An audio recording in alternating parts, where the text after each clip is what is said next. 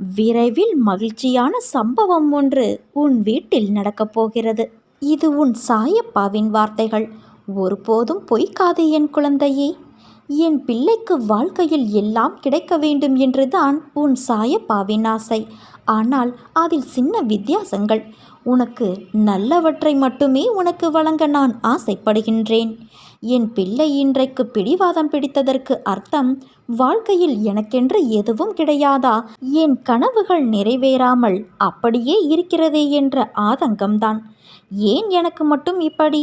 என் வாழ்க்கையை நான் சந்தோஷமாக அனுபவிக்க எனக்கு நேரம் நீங்கள் ஏன் தரவில்லை என்று என் பிள்ளை என்னிடம் ஏங்கும் அளவுக்கு வாழ்க்கையில் கர்மா என் பிள்ளையை கொண்டு போய் நிம்மதியில்லாத சூழ்நிலையை உருவாக்கி கொண்டு விட்டதே என்று என் மனம் வலிக்கிறது.